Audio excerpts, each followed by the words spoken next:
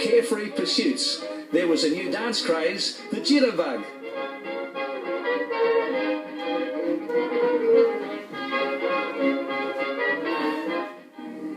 On the radio, there were new appealing romance programs like this one, sponsored by Mortine Insect Spray. Presenting Chapter 1 of When a Girl Marries, dedicated to those who are in love and to all those who can remember.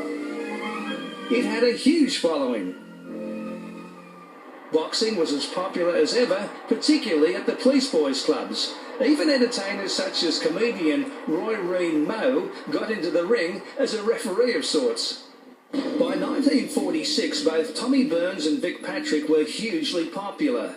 Stadiums Limited worried that a fight between these two stars would kill off a draw card, but such was the public clamour for the fight, they were eventually to square off on February the 2nd in one of the most eagerly awaited battles at the Sydney Stadium since Jack Johnson took on the original Tommy Burns in the days before the old barn even had a roof.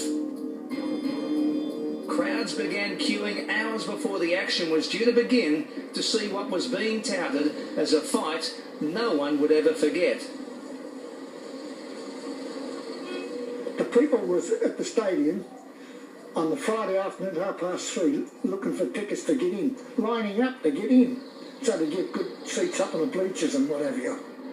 14,000 packed the stadium. Scalpers sold ringside seats for as much as £10, and 5,000 who couldn't get in sat outside in the park and listened to progress updates on Radio 2UE with Cliff Carey. And up they come for round one, and Burns gets his long-awaited chance at tilted Vic Patrick's title. The bout began in predictable fashion with neither man willing to take chances. In round two, Burns was momentarily on the canvas, not dazed, but certainly shocked. He told his cornerman Jack Dunleavy not to be alarmed because he had a plan to beat the champion. But the plan wasn't working. Patrick continued to land with both hands. In round 7, Burns scored heavily and the crowd sensed a kill. He comes in, a hard right sends Patrick up against the ropes.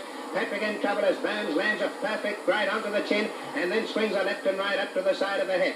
Patrick trying to punch, but he's tired and weary now. With Burns after his man, Patrick jabs a right hand that gets him out of trouble momentarily, but Burns forces him over to the ropes. Punching away freely and getting back to mid-ring, Burns brings the left up to the side of the head. A hard left swung by Burns misses Patrick.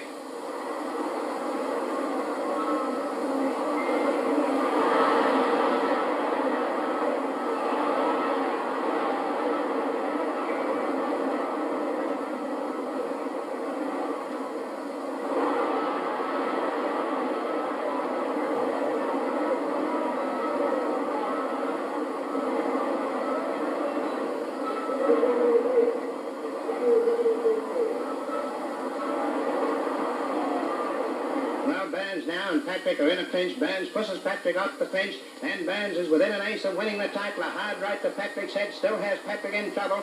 Patrick, now arm and leg weary, is being pummeled around by Burns. Burns comes in, misses with a left, a hard right to the chin by Burns, and a hard left up to the side of the head by Patrick.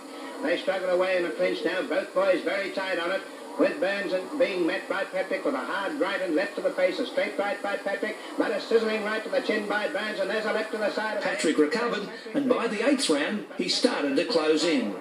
By the 9th, Burns was weakening. Patrick was back in charge. There was no stopping him. Oh, and this looks like the end. Patrick is going for the kill. More big punches to Burns' handsome head saw him sink to the canvas. But his fighting instinct gets him to his knee. But the fight's over. He can't make it, and Burns is out.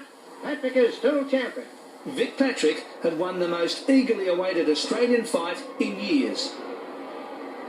There were stories that boxing's golden boy hadn't trained hard for the fight and went into the bout with personal problems plaguing him. However, when Burns went before the cameras on the steps of the Sydney Town Hall, he was a gracious loser.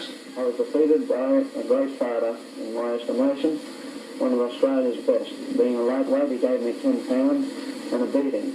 I did my best, but it's the best I can do. February January the 2nd, 1946, a day in Australian boxing that will always be remembered with awe.